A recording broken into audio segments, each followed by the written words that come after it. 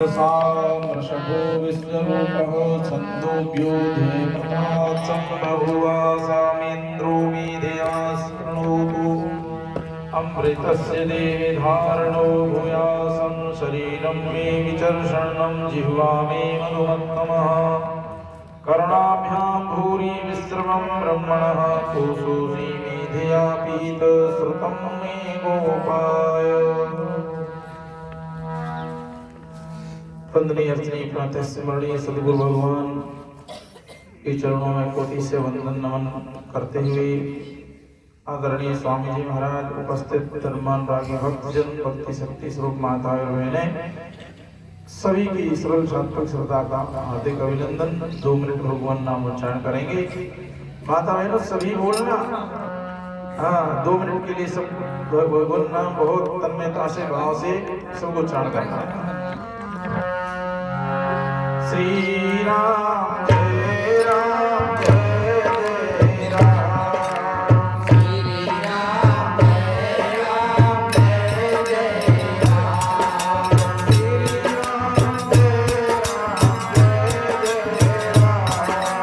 श्री राम जय राम जय जय राम, श्री राम जय राम जय जय राम, श्री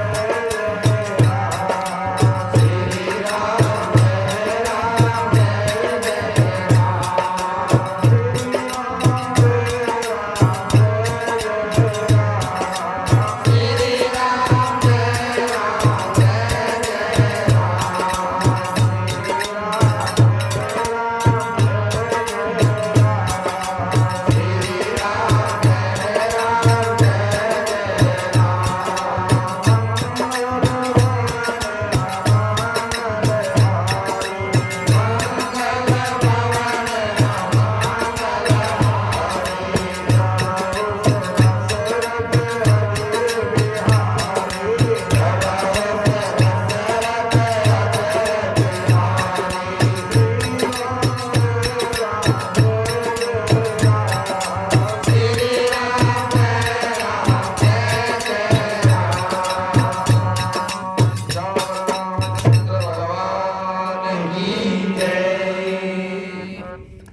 अखिल ब्रह्मांड नायक जगदाधार परम पिता परमात्मा की असीम कृपा से हर महीने के अंतिम रविवार को सत्संग का आयोजन कई वर्षों से यहाँ पर जो है चल रहा है।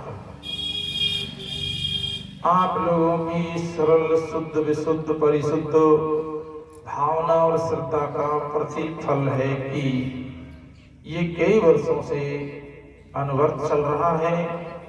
अभी महामारी कोरोना के कारण सब जगह ही जो है प्रतिबंध लग गए थे। कई बार अकस्मात अप्रिय घटना घटने के कारण भी सत्संग को विरोध कर दिया गया। तो मैं उन भक्तों श्रद्धालुओं से पहले ये निवेदन करूंगा, उसके बाद प्रवचन कि हर महीने को जो सत्संग अपन कर रहे हैं, और मुझे तो देखो व्यवस्था का भी जानकारी नहीं है, लेकिन फिर बाद में मालूम पड़ा कि जो कुछ श्रद्धालु हर महीने 50 या जो भी राशि देते हैं, तो देखो सज्जनों आप लोग अपने हाथों से यहाँ पर देते हैं, मास्टर जी उनकी व्यवस्था रखते हैं, चलती है। तो इसमें रुकावट आने का कारण है कि या तो जो देने वाले हैं व्यवस्था वाले, उनकी श्रद्धा विश्वास आस्था में कमी होना, अथवा ये सत्संग जो चल रहा है इसमें कुछ विकृति का आ जाना। लेकिन हमारी समझ से जो सत्संग जिस प्रकार से चल रहा है ना, वेद सम्मत चर्चा यहाँ पर हमेशा होती है, चाहे वो भजन वाणियों के माध्यम से हो, प्रवचन के माध्यम से हो, और कोई संत भगवान यदि कदाएं जो भी सुनाते हैं, आप लोग तो अन्यत्र भी सुन कर ये बात को जानकारी पा चुके हैं कि संत हमारे लिए क्या मार्गदर्शन देते हैं। और फिर उसके बाद ग्रंथों में भी तो पढ़ते हैं कि ग्रंथ हमारे हमारे लिए क्या जो है मार्गदर्शन कर रहे हैं। तो कहीं कोई प्रकार की हमको त्रुटि दिखाई दे उसे दूर करके, और सत्संग को हर महीने के अंतिम रविवार को अवश्य चलते रहना चाहिए। तो अब देखो विचार नहीं था, लेकिन अब आप लोगों ने आग्रह किया कि आप आ जाएं सत्संग, तो बिल्कुल। और मनुष्य के जीवन में शरीर साधन के लिए जैसे है जलपान, ऐसे ही मन के लिए है सत्संग महान। कि जैसे जीवन जीने के लिए जलपान बहुत जरूरी है, उसमें ना हम रह नहीं सकते हैं, तो ऐसे इससे भी आवश्यक हमारे जीवन में सत्संग है। क्यों कि आप सुन करके सज्जनों उसके बारे में मनन करना चाहिए। और जैसे हमारी फसल में खरपतवार बढ़ जाती है, हम बोते ही कुछ गेहूं बोते हैं लेकिन और चीज भी उग जाती है, बोझते हैं मक्का बाजरा लेकिन और भी जो उग जाता है, और बोए जाने वाले बीज के अलावा होता है वही तो खरपतवार होता है, उसको किसान जैसे लड़ाई करके हटा देता है, फसल अच्छी पैदा होती है। ऐसे ही हमारे जीवन में, हमारे अंतःकरण में, हमारे मन में भगवान की उपासना भक्ति कर्म के अलावा और कोई भी खरपतवार आती है, विकृति आती है, तो सत्संग ही तो है जो उसे हटाएगा। अब आप सत्संग सुने, और सुनकर के यदि किसी को कोई प्रश्न हो, जिज्ञासा हो, तो उसे पूछना चाहिए। अब न पूछ सके तो फिर जहाँ से जाने के बाद मनन करना चाहिए, फिर अगले सत्संग में पूछना चाहिए, है ना। तो जब हम मनन करेंगे तो हमारी सुनी हुई बात उतनी नहीं रहेगी। सुनेंगे समझेंगे तो बहुत आनंद की अनुभूति होगी। जब बहुत अच्छी बात आती है तो बहुत मन प्रफुल्लित होता है सज्जनों, और जब हमारी समझ नहीं आती है तो बात है जो घट जाती है, तो उसको हम शंका को समाधान हमें अगले सत्संग में कर लेना चाहिए। अब देखिए संत ने कितनी सुंदर बात कही कि जैसे अब सत्संग ही सुनेंगे ये बातें कि आत्मा का स्वरूप क्या है, आत्मा सत है, चित है, आनंद है, एक है ना, व्यापक है, विभू है, निर्विकार है, लेकिन सबका स्वरूप ही आत्मा स्वरूप है। लेकिन आत्मा विभू व्यापक एक अखंड अद्वितीय होने के बाद में भी वो सकल स्वरूप वाला बन बैठता है। मैं का मतलब होता है आत्मा, मैं माने आत्मा, लेकिन मैं ऐसा अविनाशी तत्व है कि गुरु के महावाक्य के श्रवण करने से कि तत्वमसि, तत्व माने ईश्वरवाचक पद और तुम माने जीववाचक पद, अर्थात तत्पद जो है ईश्वर का बोध कराता है और तुम पद जो है जीव का बोध कराता है। तो ये दोनों की उपाधि अलग अलग है। जीव की उपाधि अविद्या और ईश्वर की उपाधि है माया। तो संत ग्रंथ समझाते हैं कि उपाधियों का बाध करें, हटाएं तो तत्व दोनों एक होते हैं। तो ऐसा जो जीव है वह नाम वाला बन गया कि मैं राम स्वरूप हूँ, गोलाना का हूँ, मैं सैनी हूँ, मैं इतनी उम्र वाला हूँ, अमुक गोत्र वाला हूँ। कौन बन गया? आत्मा। अब मैं यदि गुरु का वचन, यदि वो भजन में गाते भाई जो गुरु वचन पे डट गए फंद 84 के।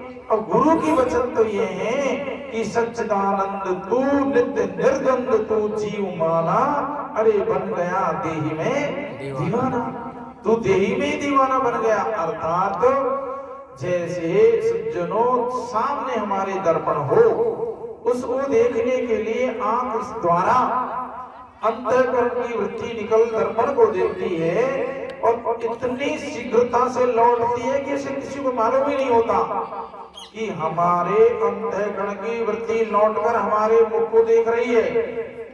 ऐसा लगता है मानो दर्पण में ही है क्या हमारा प्रतिबिंब है। तो सज्जनों ये मैं अविनाशी तत्व है, ये अज्ञान रूपी दर्पण से जब टकराता है ये अहम वृत्ति, तो ये देहाकार प्रपंचाकार को धारण कर लेती है ना। कि जैसे दर्पण में अपने उसको धारण कर लेती है तो उसको ये धारण कर लेती है, और गुरु के वाक्य पर हम रुक जाते हैं तो फिर कहना ही क्या है। फिर तो वो कहा और कहते हैं शंकराचार्य जी के प्रश्नोत्तरी में अहर्निशं किम परचिंतनीयम संसार मिथ्यात्व शिवात्म तत्वम किम प्रीतियत् करम मुरारे मुरारे मतलब अहर्निश कहते दिन रात हमें क्या चिंतन करना चाहिए। अहर्निशं किम परचिंतनीयम कि संसार मिथ्या है, संसार असत्य है, स्वप्नवत है, असार है, और शिव तत्व मतलब ब्रह्म ही सत्य है। ये हमारा चिंतन होना चाहिए। एक आदमी अपने को 1000 बार यूं कह दे मैं झूठा हूं, मैं चोर हूं, मैं चोर हूं, तो वह अपने आप को महसूस करने लगेगा कि मैं चोर हूं, तो अपने आप को करने से क्यों नहीं सिद्ध कर लेगा। तो कहने का मतलब अज्ञान के कारण जब शुद्ध आत्मा नाम रूप वाला बन जाता है तो वो लोग कहते हैं मंत्र में क्या है, मूर्ति में क्या है, वो तो पत्थर है, उसके पूजने से क्या होता है। प्रिय सज्जनों, आत्मा सोचो, विचार करना, जरा मनन करो कि शुद्ध आत्मा सकल सूरत वाला बन गया है ना, तो वो ईश्वर भी है ना माया की उपाधि से सगुण बन जाता है, अर्थात साकार बन जाता है। ये सकल वाला है ना, और वो ये सकल वाला बन जाता है ना, तो वो भी सगुण बन जाता है, वो भी साकार बन जाता है, वो भी दो कान आंख नाक हाथ वाला बन जाता है ना। जैसे जीव बन बैठा ऐसे वो भी बन जाता है। लेकिन जीव तो अज्ञान से बना है, भूल से बना है, लेकिन वो तो बनता है तो केवल भक्त के लिए बनता है। उनका खुद का निजी कोई स्वार्थ नहीं है, अपने स्वार्थ सिद्धि के लिए नहीं बनता है। वो तो भूला भटका जीव जो सकल वाला बन गया, संत उपदेश से कुछ भक्ति भावना आई तो फिर उसके लिए जरूर बन जाता है। तो कितने हम जब सत्संग सुनते हैं तो बात हमारे जो है बहुत अच्छी तरह समझ में आ सकती है, ऐसी कोई कठिन बात नहीं होती जो समझ में नहीं आती है। तो देखो प्रिय सज्जनों, वेद में 4 जो है ना कांड कहे हैं। कर्म कांड की बात आती है, कहीं कहीं कर्म को करो, कहीं कहीं कर्म को त्यागो। तो सज्जनों ये तो क्या है, अधिकारिता के ऊपर बात देखी जाती है। प्रारंभ में तो कर्म करने की बात कही है, कर्म की बंधन कारण है, लेकिन बात यह है कि जो सकामता से किए जाते हैं कर्म वो बंधन के कारण होते हैं। शुभ कर्म कहो, विहित कर्म कहो, और विहित कर्म कोई धर्म भी कहते हैं। लोग धर्म करो, धर्म करो, पुण्य करो, तो जो शुभ कर्म ही धर्म है ना, विहित कर्म ही धर्म है। तो उसके लिए कैसे करना चाहिए कि अपना फर्ज समझ करके करना चाहिए, है ना, अपना जो है कर्तव्य समझ के करना चाहिए। वही कर्म होता है कि मैं मनुष्य हूँ, मेरे अलावा और कोई दूसरा कौन करेगा, है ना। तो इस भाव से, इस दृष्टि से हमें शुभ कर्म कह दो, उसके लिए सेवा कह दो, उसको परोपकार कह दो, उसको परहित कह दो। जनहित की भावना रख करके जो किया जाता है वो विहित कर्म होता है। और ये भी विश्वास रखो कि कबीरा कमाई आपनी कबो निष्फल जाए, 7 समुद्र आड़े पड़े मिले अगाड़ी आए। अपनी जो कमाई है, माता बहनों ध्यान से आप लोग सुनना कि हम सदा आनंद और सुख चाहते रहते हैं, जीवन में समस्याएं आती हैं, लेकिन ऐसा कोई सज्जन नहीं होगा कि जिसके जीवन में समस्या ही समस्या, मतलब परेशानी परेशानी आती हो, परेशानी निवृत्त भी हो जाती है, मिट भी जाती है। और ऐसा कोई व्यक्ति नहीं है जो ये कह दे कि मेरे जीवन में कोई इच्छा पूरी नहीं हुई। कुछ इच्छा ऐसी होती है पूरी हो जाती है, कुछ इच्छा ऐसी है कि देर में होती है, कठिनाई से होती है, कुछ सहज में होती है। लेकिन हमारी भावनाओं को हमें डगमगाना नहीं चाहिए, हमारी श्रद्धा को शिथिल नहीं पड़ने देना चाहिए, हमारे विश्वास को हमें छोड़ना नहीं चाहिए, है ना। तो ये रखो कि जो हम शुभ कर्म कर्म जो कर्मेंद्रिय द्वारा होता है, जैसे वाणी से राम राम राम राम राम, ये भी कर्म ही है, कर्मेंद्रिय के द्वारा किया जाता है, वो कर्म कहा जाता है। तो वाणी के द्वारा राम नाम उच्चारण करना, हाथ के द्वारा भी प्रति शुभ कर्म करना, पैरों से भी शुभ कर्म, सभी इंद्रियों से शुभ कर्म किए जाते हैं। तो जितनी हमारी सामर्थ्य है, जितनी हमारी श्रद्धा है, लेकिन उससे के अनुरूप हमें विश्वास श्रद्धा पूर्वक करना चाहिए। इसलिए नित्य कर्म कहा है कि 4 प्रकार से नित्य कर्म, नैमित्य कर्म, प्रायश्चित कर्म, काम्य कर्म ये होते हैं, तो हमें करना चाहिए। दूसरे नंबर में उपासना है। दूसरे नंबर भगवान की भक्ति कह दो, उसे उपासना कह दो, प्रेमा भक्ति कह दो।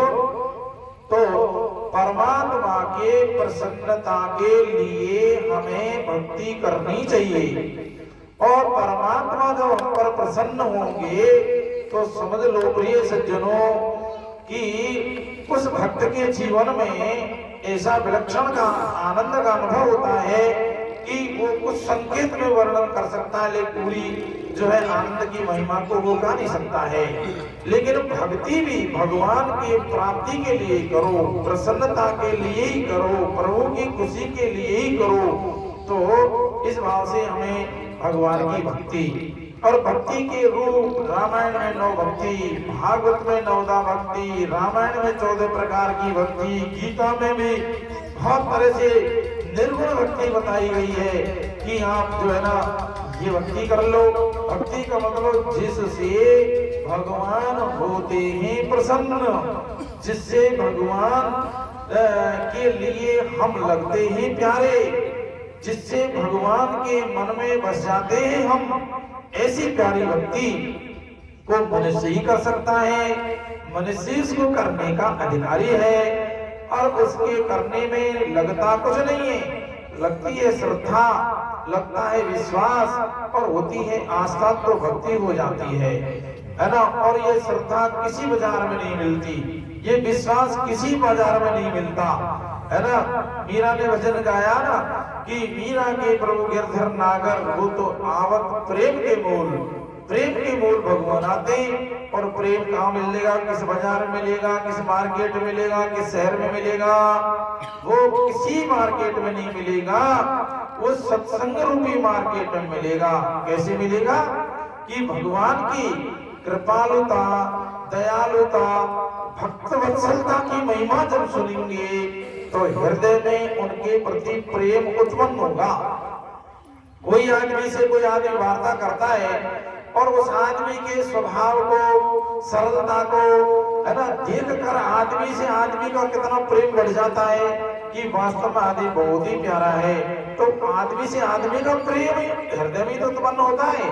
लाया कहां से था, बात सुनी, विचार मिले, सिद्धांत को समझा, आचार विचार को देखा, आचरण को देखा, स्वतः ही प्रेम हो जाता है ना। अपने अनुकूलता दिखती है तो आदमी के हृदय में मतलब प्रेम भी हृदय में उत्पन्न होता है, विश्वास भी भीतर ही उत्पन्न होता है, और श्रद्धा भी उत्पन्न नहीं होती है। और श्रद्धा उत्पन्न जो होती है वो नष्ट भी हो जाती है ना। विश्वास आदमी खो भी बैठता है कि फला आदमी पर मेरा बड़ा विश्वास था, लेकिन इसने विश्वास घात कर दिया। घात का मतलब होता है हत्या कर दी, मेरे विश्वास को खत्म कर दिया इसने, मेरी श्रद्धा को नष्ट कर दिया इसने, मेरे मन को, मेरा मन फट गया इससे, मेरा प्रेम दुकान रही मन धागा प्रेम का, मत छोड़ो छिटकाए, अरे टूटे से फिर ना जुड़े तो जुड़े गांठ पड़ जाए, है ना। प्रेम का धागा है, टूटना नहीं चाहिए, टूटेगा जोड़ो तो वही गांठा जोड़ी होगी और वो गांठ पड़ जाएगी, पहले वाली बात अब नहीं रहेगी। तो श्रद्धा भीतर हुई तो उसका अवघात भी हो जाता है। और किसी किसी की ऐसी भगवान के देखो, जो संसारियों से संबंध रखोगे तो उस पर आप रखने पड़ते हैं, रख लो, लेकिन कभी ऐसा विश्वास मत करना कि ये संबंध हमारा आजीवन अनवर्त या अभय जैसा ही चलेगा, नहीं चल सकता। है ना। और यदि संसार पर विश्वास करोगे, धोखा खाओगे, निराश होकर लौटोगे, पछताना पड़ेगा। श्रद्धा, संसार पर आप श्रद्धा करोगे, मतलब उसकी श्रद्धा का मतलब होता है कि उसकी बात को सत्य मानना, उसमें आस्था करना, वो जो कहे वो करना, ये श्रद्धा होती है। तो संसार पर ये चीज करने की नहीं है। इसको तो कहा है ना कि साईं से सूधे रहो, संतन से सद्भाव। अरे भाई दुनिया से ऐसे रहो, जाको जैसो भाव, जाकी जैसी भावना, ऐसे संबंध रखो से। आप इतने क्या कहें उस शब्द के लिए कि आप इतने धिरामत हो जाओ उस पर कि उसे सर्वस्व मान लो। परमात्मा को सर्वस्व मानना चाहिए, पूर्ण श्रद्धा विश्वास भगवान पर ही करना चाहिए। संसार इसके लायक नहीं है। तुलसीदास जी कहेंगे, हम इसलिए कहते हैं, तुलसीदास जी ने क्या कहा, भगवान का प्रेम तुम करोगे दिन प्रतिदिन बढ़ता जाएगा। किसका बढ़ेगा? आप माता बहनें ध्यान से सुन लो, आज 24 घंटे कोई काम नहीं करती हैं, कहती है समस्या आती है। अब एक सज्जन आए, क्या ये है वो, मैंने कहा भगवान नाम जप करो, कैसे करें, ऐसे करना, ठीक है ना, फीस ली है तेरे से, ना आगे लूंगा, कर लेगा तो तुझे निश्चित लाभ होगा, तू करके दे। फोन किया, महाराज वो समस्या तो बिल्कुल ठीक हो गई, लेकिन परंतु मगर लारे घुसा जब ये काम कर गया, लेकिन ये होना चाहिए है तेरी। तो इसलिए कामना पूर्ति के लिए हम करते हैं ना, तो यही तो संसार की विचित्रता है कि मैं भगवान में फेल हो जाएगा। काम लेना लेकर के करेंगे तो भगवान भी आएगा तुम्हारे सामने, तो संसार ही बन के आएगा। संसार ही बन के आएगा का मतलब संसार रुक नहीं पाता, स्थिर नहीं होता, टिकता नहीं एक जगह पर, ऐसा भगवान नहीं रुकेगा।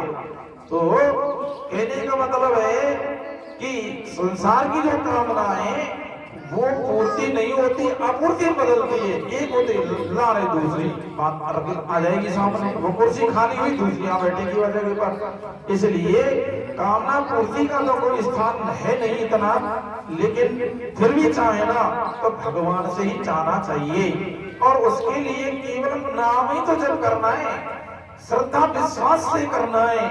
कर ये निवेदन है, भक्ति कर्म और ज्ञान की जब बात आएगी ना, तो सज्जनों कहा है ग्रंथों में, अनेक जन्म भजना।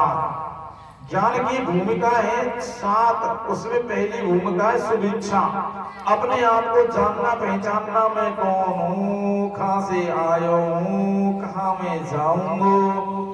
हमारे बाबा पर बाबा दिखते थे, भी ना रहे तो रहने वाला ये शरीर भी नहीं है। ये बीच बीच में क्या सौदा कर आए हम बन करके, क्या सौदा लेने आए, अब हमें क्या करना चाहिए। तो कहा अनेक जन्म भजनात, ऐसी इच्छा एरे गेरे नत्तू खेरे सिरफिरे आदमी की बस की बात नहीं है जी उत्पन्न हो जाए। ये इच्छा कब उत्पन्न होगी? सारी कामनाओं को खा जाएगी ना। सारी कामनाओं को खाने का मतलब सारी कामनाएं खत्म हो जाएंगी, पूरी कामना मिट जाएंगी। कैसे मिटेंगी? विचार से। कैसे मिटेंगी? विवेक से। कि जीवन में इतने उम्र हो गई और इन कामनाओं का तो अंत आया नहीं, और ये पूरी कभी होने वाली नहीं, होती दिखती है लेकिन दूसरी ला रही बैठ जाती है। इनने तो मुझे बहुत दुखी किया है। अरे ये कामना तो भाई से भाई, पत्नी से जो है ना पति, पिता से पुत्र, क्या ये तो जिसका नित्य संबंध भगवान है ना उससे भी दूर कर देती है। ऐसी दुष्टनी है ये कामना। इससे ज्यादा दुष्ट तो कोई है ही नहीं जीव के लिए, भगवान से विमुख करने वाला। और अनेक जन्म भजना, अनेक जन्म जन्मांतरों का भजन का प्रभाव अंतःकरण में जब होता है तो स्वविचारम चिकीर्षति, अपने आप को विचारने की इच्छा उत्पन्न होती है कि मैं कौन हूँ, मैं अपने आप को तो मैं जानूं, है ना, कि मैं कहां से आया, क्या कर रहा हूं, क्या करना चाहिए। स्वविचारम चिकीर्षति, विचारेण विनष्टायाम मायायाम शिष्यते स्वयं। कि विचार जब हम करेंगे कि जीव क्या है, ये जगत क्या है, ब्रह्म क्या है, है ना, तो फिर उसकी विचार करने से ये विचार समझ में आता है कि संसार का स्वरूप जो है मिथ्या है, मायक है, स्थिर नहीं है ना। और जीव क्या है और सज्जनों ब्रह्म क्या है, इसके बारे में विचार करना ही वास्तव विचार कहा गया है। तो विचारे विनिष्ठायाम मायायाम शिष्यते, स्वयं माया को मिथ्या समझ लेता है तो स्वयं आत्मा स्वरूप अपना ही शेष रहता है और वही शुद्ध स्वरूप आत्मा हमारा स्वरूप है। उसको जान लेने से ही ये कृतकृत्य हो जाता है। अपने आप को जानने को ही मोक्ष कहते हैं, उसी को कल्याण कहते हैं, उसी को जीवन की सार्थकता और सफलता कहते हैं, उसी की जीवन को धन्य कहते हैं। कान सब घट मेरा साईया, मेरा साई मेरा ईश्वर परमात्मा सब घट में है। सूनी सेज न कोई, अरे बलिहारी वा घट की और जाघट परगट होई। वह घट माने वे अंतःकरण, वो हृदय की बलिहारी है कि जिसमें वे ज्ञान, वो अपने आप का ज्ञान प्रकट हो जाए, आत्म तत्व बोध उसके हृदय में प्रकट हो जाए, वही घट को धन्य कहा, वही तो जीवन की सफलता कही है। तो बताओ, अपने आप को जानना की सार्थकता है। बाहर जाए तो बुजुर्ग कहते हैं मौसम बहुत दूर कैसे जाए, है ना, कपिल आश्रम में कैसे जाए, है ना, जगन्नाथपुरी कैसे जाए, वहां तो बहुत कठिनाई है, कहीं जरूरत नहीं। अपने अपने अंदर परम प्रभु अपने ही उर पायो, उसको हमें पाना चाहिए, उसकी खोज करनी चाहिए। खोज उसी की होती है जो वस्तु पहले से होती है ना। आप कहेंगे क्या कर रहे हो, अरे साहब एक वस्तु खोगे से खोज रहे हैं, उसे ढूंढ रहे हैं, उसे हेर रहे हैं, तो पहले से थी उसी को तो हेर रहे हो। जो चीज है ही नहीं तो क्या हेरेगा, कोई शुरू ही नहीं होगा हेरने के लिए, हेरने की शुरुआत ही नहीं करेगा, हेरेगा उसी को जो पहले से होगी। तो ऐसे ही हम परमात्मा को अपने अंदर परम प्रभु अपने ही पुर पायो, अपने अंदर वो पाएगा, है ना, पाया जिनको अंदर ही पाया है। तो ये भावना को आप लोग विचार से दृढ़ रखें। सत्संग का जो है ना विचार अनवट में हर महीने के अंतिम रविवार को चल रहा है। ये हमारे संस्कारों को, अंतःकरण को ठीक ठीक रखने के लिए और संस्कारों में पानी देने के लिए, सबल प्रबल करने के लिए, स्पष्ट करने के लिए बहुत ही आवश्यक है। ये सत्संग सदा आप लोग चलाते रहे। आपकी भावनाओं को बहुत बहुत साधुवाद धन्यवाद देते हैं। तो इतना ही कहेंगे। बोलो सच्चिदानंद भगवान की जय।